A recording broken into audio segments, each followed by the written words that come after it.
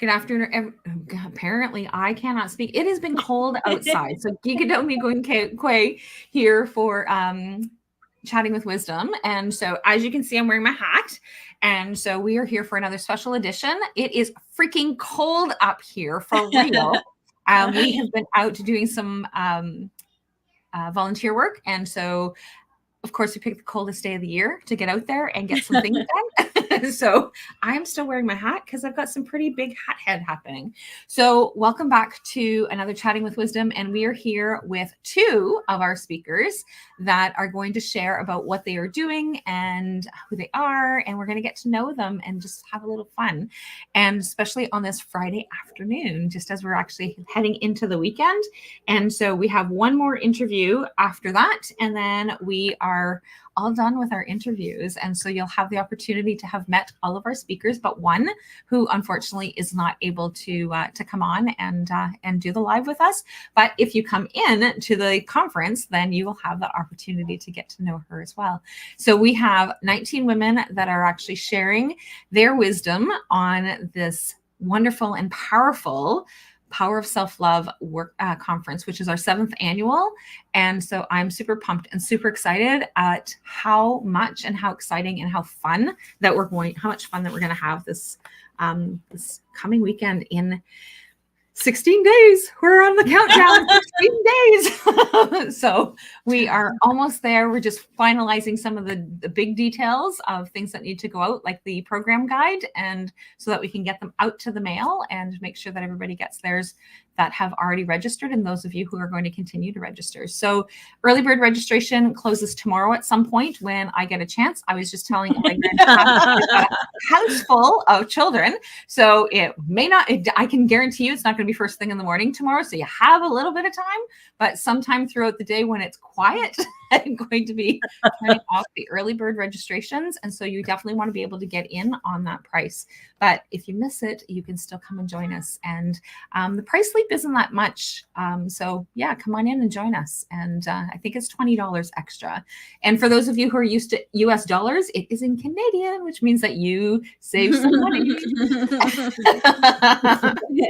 So welcome, Alegre Natascha. So tell me a little bit about who you are. So I'm Allegra. I'm Natasha. Hi, Rollie. Thanks so much for having us. Yes. And together we have a business called Beyond Your Wildest Dreams, or as we call it, BYWD. Beautiful. And I love that. Thanks. And we're on a mission to help moms and caregivers prioritize themselves, Save time, and accomplish their goals. I love that. And we need that more for our moms, right? So like as a mom who now has adult children who take on other people's children. Yes. Friday night. Right. You're still a caregiver. Yeah. Yeah. Right? So, and I love every second of being able to spend some extra time. We'll do some board games tonight and because they're the older crew. So like, that'll be really fun. Yeah. That's so fun. But I love the title of the overall workshop, the self-love.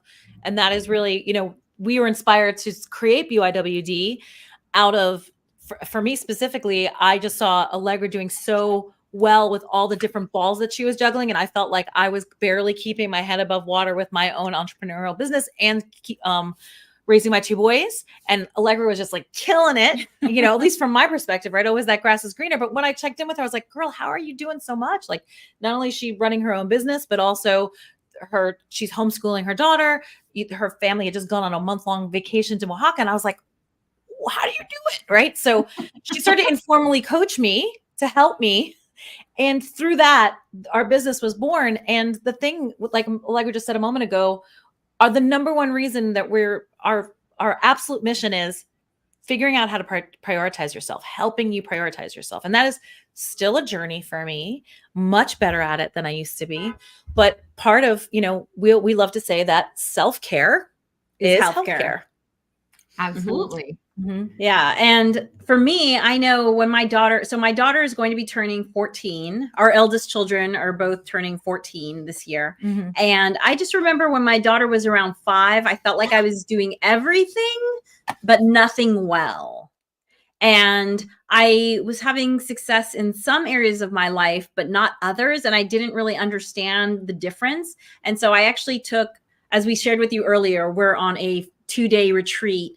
Once a year, we get together and we call it a bizcation, because it's part vacation and part business, because we're friends as well as business partners. We knew each other for a long time before. It's kind of fun. Yeah, it's fun. And so I took myself on a similar retreat when my daughter was around 5, because I said to my husband, I was like, I need some time. I'm just not feeling like myself. I didn't know how to articulate it.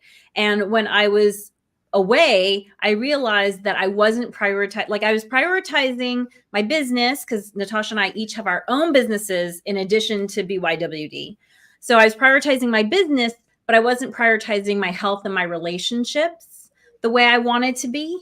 Yes. And after that retreat, that was when I realized, like, okay, I'm good at prioritizing eating healthy. I'm not good at prioritizing movement or, you know, other ways to make sure that I'm mentally and spiritually feeling fed. And that was when I really started on this journey of how can I set up my life so that I never feel that way again. So I never feel like something's not right. I don't feel like myself. And that's really what got me to the point where Natascha was asking me the question, like, how do you do it?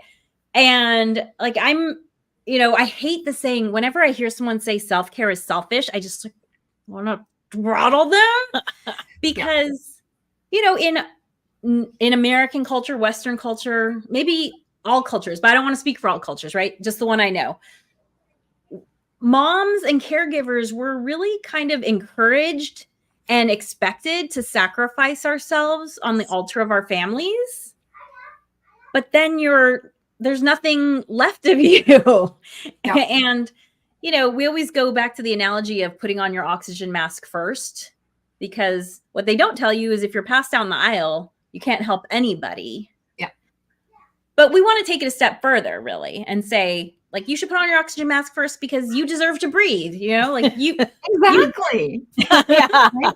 But it takes us a long time to be able to figure that out because, like you said, so society dictates that we need to do, and we need to be these super Wonder Woman moms. And so it's like, okay, and you really saw, and I thought that we had actually evolved quite a bit in terms of like how things had been, and that there was like more of like the women's movement and things were actually so much better until COVID hit. And then I'm talking to moms who are now trying to homeschool and trying to still navigate their jobs and working from home on top of that and looking after their household. And it's like, okay, so where is dad in this picture? Like, where is, and there are some that actually step up and they do all the things, but for the most part, it was moms that I saw that were sacrificing all the things that they were needing to do, that they're the ones that needed to kind of step back from where they got and where they were going and all those kinds of things. So like they took a little bit of time for, so then I'm like, oh, maybe we haven't evolved as much as I thought that we had. And not to say that we hadn't, but when the cookie crumbles, it's the moms that are like picking up the cookie crumbs. Oh yeah. Yeah. Right. So like, it's just, and again, not to dismiss any dads. My husband's amazing. I'm like swamped crazy with the conference. He's the one that's making sure that all the laundry is done and all the dishes are done. And I went around taking a behind the scenes picture. So I went around taking pictures of my crazy household, and I took pictures of the sink and I took pictures of the laundry, and he's like, what are you doing? That's not fair. I've been working really hard. I just didn't get to those yet. And I'm like, I know, but I just want to like, this is what my house is. Keeping it real. Keeping it real. Yeah, keep it real. Sure. Like, you're prioritizing, right? And it's only a short-term thing. Right? Yeah. Well, and I have a hypothesis. Like, let's just say, like, I do think things are better in a lot of ways, but I have a hypothesis, which is that those first 5 years of having a kid, you're just so focused on keeping them alive. Right? Like, they need so much. And that I think what happens is that you get so used to, it's a habit. It's a habit to like take, you know, make sure they're breathing, make sure they're eating, make sure they've gone to the bathroom. And some people never get out of the habit of that. And so I think that's why it was around when my child was 5, I had a little bit of breathing room to have just a little bit of mental space to say, I'm not 100% happy with this. However, some people, you know, I only have one child. So if you're going in for round 2 or round 3, you could have 15 years of that habitually always putting them first because you have to, because you want them to stay alive. And I think it's the law. Right. Yeah. But it is an internal shift. Like, okay, I can keep constantly putting them first, or I can say, no, I want to, there are other things I want to do. You know, it's a shift. So I want to say part of it is our responsibility to recognize that we want that. Yes. Right. And that's the conversation that I have with my daughter-in-law, so my grandson is 11 months. And so he actually turns a year old during the weekend of the conference. Wow. And so, but and so oftentimes she's like, oh, well, I just feel like I'm dumping him on you. And it's like, if I have him once a week or whatever, like, it's really not that big a deal to me. I love every second and every moment that I get to spend with him, especially in these really early years. But that's because I know how quickly that shifts. Right. So like my children are adults and having their own children. So like it's that shift of energy. And I love being able to spend time with them and do things with them. And I say them because I also have a granddaughter. And so like we do all these different things together. And I love those moments. I love being able to take that time. It's like, you're not dumping him on me. Take some time to rejuvenate. You're nursing still. You're still Definitely looking at the household, and he does not nap or sleep well. So like she really needs a break then. Yeah, normalize that, right? Because it's not there shouldn't be guilt around it. It doesn't. You don't love your child any less just because you want to have a relief around that 24/7, experience of parenting. And like you said earlier, if there's any stressors that come into the family unit, the unfortunately the mom is usually the person who's there picking up the slack. They're the stopgap, and again, not because dads or male figures in the family don't step in and step up. They do, but often, women are the stopgap. And so I hope that she stops feeling guilty about that idea. And like, it's a mental shift, because it still is a thing for me to stop feeling guilty around prioritizing myself. It's not quite a habit. I'm much better than I was. Right. And so we're like on that journey. She's a little further along than I am. That's why I came to her in the first place and was like, girl, tell me your secret. And oddly enough, that whole conversation happened right before COVID hit, and then COVID hit, and it was radio silence for a while. And then, like, I don't know, 6-7 months into it, she was like, hey, remember that conversation we started about that?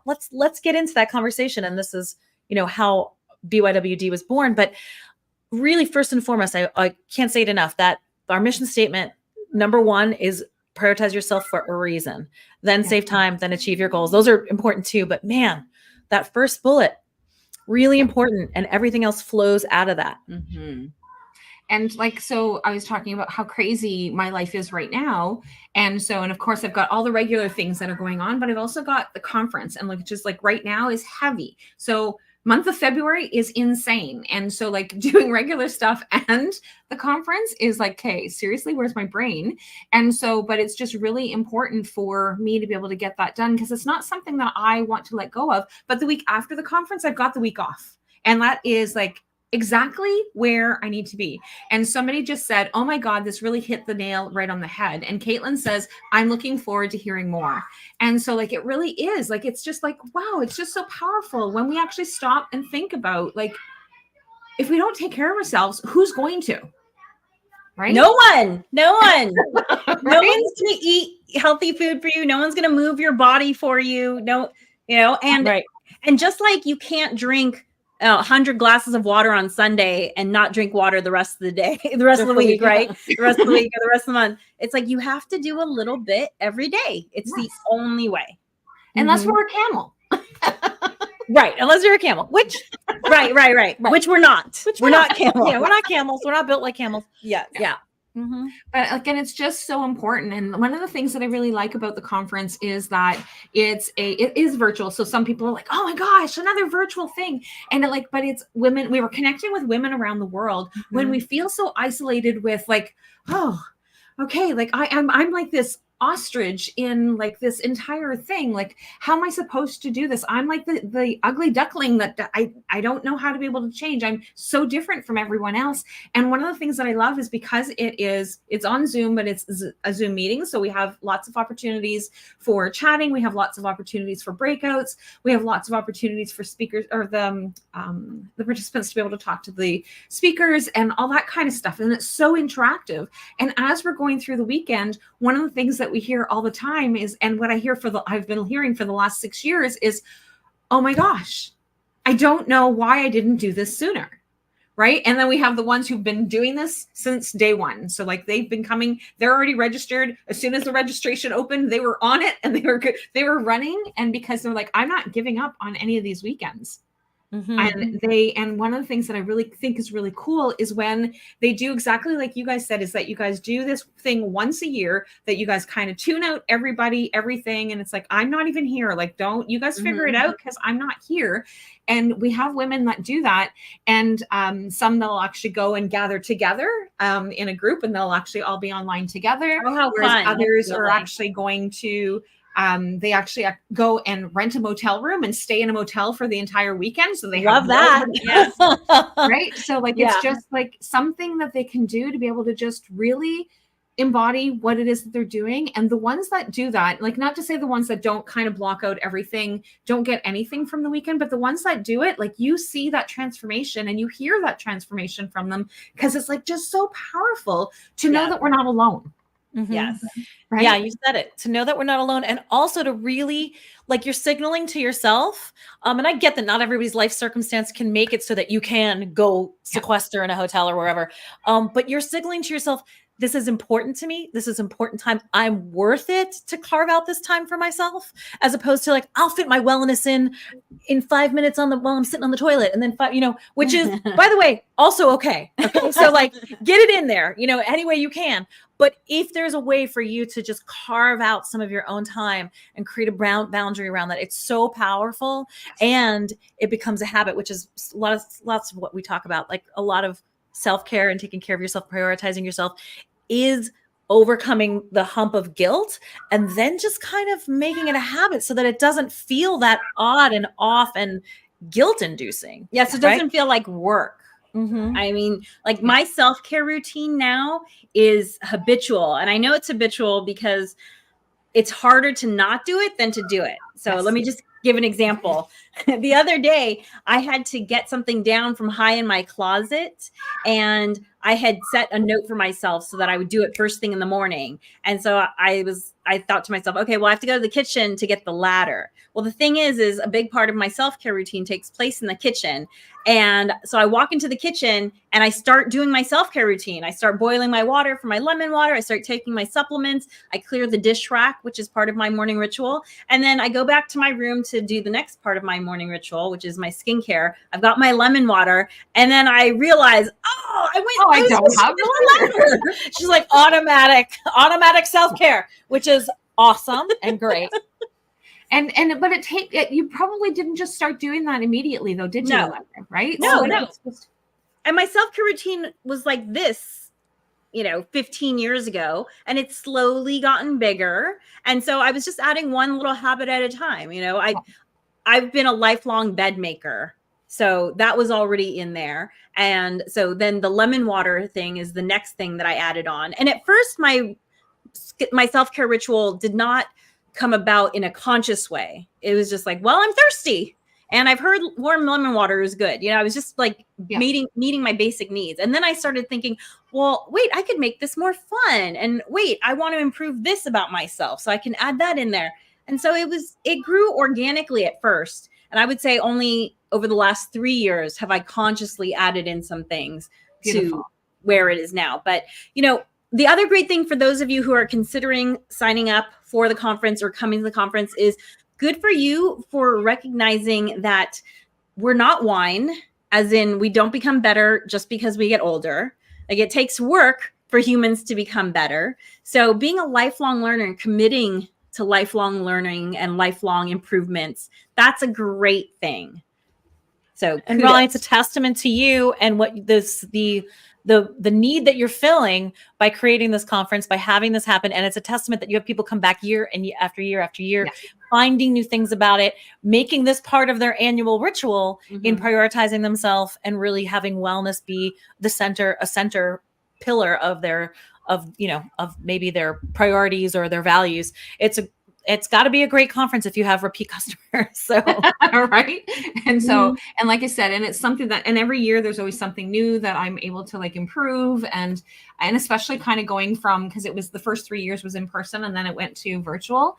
And so then, and then I've just kept it virtual. Like, so there was just too many other things that were happening. So so year 4, obviously it was virtual because everybody was still virtual. And then year 5, it was like, oh, I'm going to do a hybrid event. And then our province went on lockdown in December. And I'm like, okay, are we going to be open come March? Like, are we going to be able to do this? So then December is when I start the planning. And it was like, yeah, we're not even going to try. We're going to just stick with virtual. And then I just stuck with virtual. So, so year 6, I'm like, I'm not even trying. Like, well, we're glad you stuck with virtual because, you know, we love that we're tuning in from, sorry to say, warm and sunny Southern California. Sorry. And that's okay. We will have sorry to rub it in.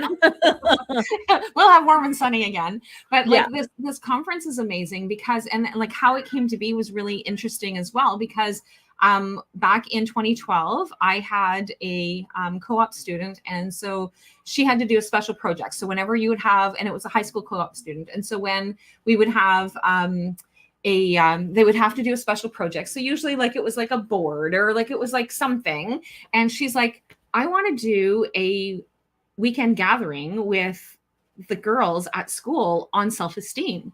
And I'm like, okay, let's do it. And she's like, really? And I'm like, let's do it. And so within 6 weeks, we planned this entire girls' weekend, and it was a girls' sleep-in. And so we had lots of donations and things like that we were able to get from the community, where all the girls came for free. We had 50 girls that were able to attend, and so they had to sign up, and there was only 50 spots. And so they were able to do this, and that is exactly how that weekend began. But then, and so like it was incredible. So we did that, and then but the moms who were actually dropping off and picking up their kids, they're like, we need this. We need this. Yeah. And so then it's like, and they're like, can you plan something for us? And I'm like, yeah, sure, we can do that. And of course it gets put in the back burner, and then it just kind of sat there. And then when so sometime in 2018, somebody reached out to me and said, hey, like, when are you going to do that? And I said,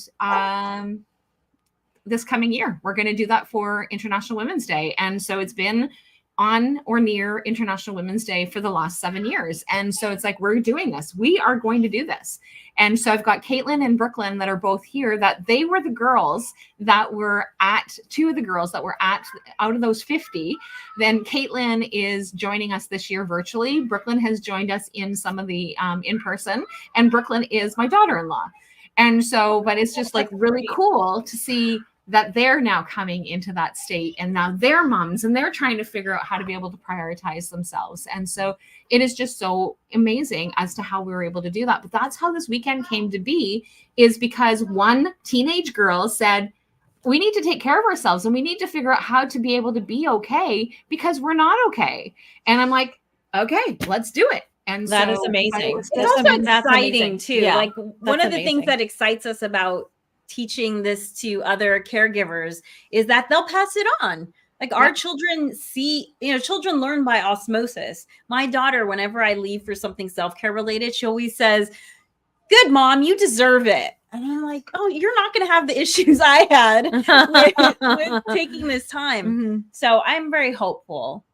Yes. And it really makes a difference. And it's one little, like you have that one pebble, right? So that you just keep nurturing that one pebble and it turns into a pearl, right? Mm-hmm. So, and that's what we're doing with our next generations. And when moms can actually take that time, and women, because it's not all moms that come. Oh, sure. So women take this time to be able to just really focus on what they're doing. And then you've got women who are at my stage or older that are like, okay, well, now we're grandparents. And so like now it's even that much more important for us to be able to make sure that we nurture ourselves so that we can actually live long and be able to spend more time with our grandchildren. And like my goal is to live like well past 100. So I need to do something to keep that going. Otherwise I'm not going to make it. Right. Well, that's why we say moms and caregivers, because, between children or your partner or even your parents, at some point, you're probably going to be doing some sort of caregiving. Yeah. And so if you're not now, this will be something that will come back to you when at some point you're caregiving. You're like, oh, wait, I'm not feeling fulfilled in some way. Why is that? Yes. And that's beautiful. And so like, I am super excited. I can't wait for your talk. This has been like super pumped. And so Brooklyn says, live long and prosper. And exactly, like if we don't look after ourselves, it's never going to happen. Right? I can't do that. I try. I have to really think about it. Left brain, right brain. Yeah, I can't do that. I've been doing it since a young age. So. Yeah, and I've tried doing it. My cousin is actually, she and I are the same age, and so like she is double jointed, and so she can do some really funky things. And I'm like, yeah, I can barely make it. Like chewing bubble gum and walking some days is challenging. Right? My mom's I forget which term they prefer, trekker or trek. She'll tell you. She'll tell you if it's trekker or trekkie. My mom will tell you because I always get it wrong. Because I'm more of a Star Wars than a trekker or trekkie. But yeah. I was exposed to it. So I am super excited, and you guys are on day 3, which means that we'll have had lots of opportunities to be able to kind of like giving a lot of tips and tricks and things that are actually going on. And then I think that you guys get to like help us bring it all together, because I think you're the second last speaker, if I'm not mistaken. Oh, yeah. Right. So penultimate. Yeah, so like that's like really, really cool. And so I am really super excited. And I always love the way that the agenda always goes, because it just happens the way that it needs to happen. And so other than, okay, where can we put you guys in? Like, what's the best times? And so I get different times from people, and then I kind of put everybody in. And then when I sit back and look at the agenda, so like as I'm doing the workbook or the program guide and making sure that everybody's where they need to be, it's like, oh, that flows beautifully. Look at that. Right. And it does. And every year it does it, right? Amazing. My first year it was like, oh, I have to make sure. And I was like really racking my brain trying to figure it out. And then my first conference was like, most of my speakers didn't come because there was like a number of different things that happened. And I'm like, and it was all different reasons. And I'm like, okay, my agenda's like completely gone out the window. And so now actually I have a disclaimer on the bottom of my program that says subject to change without notice, because life happens. And so if there's not anything that we can do, we just sometimes have to just be in that space. And so, but I love how when I don't think about it and it's like, hey, so when's good? And give me 2 or 3 times so that I can figure out and work things through, because I try and work with the people who are overseas first and put them into the schedule, because it's a little harder to ask them to come in at 3 o'clock in the morning. Right. Yeah. So like I try and make sure that I figure out where they need to go first. And then I kind of put everybody else around. And so then when you look at the agenda, it's like, oh, okay. So like that one ties into that one and that one ties into that one. And so you guys are on day 3 where you guys actually get to tie into all of it. So it's really cool. So I love that. Yeah. Fantastic. Just so meant to be. Yes, it is. Is there anything else that you think is important for us to know before we head out? We're really fun. You are.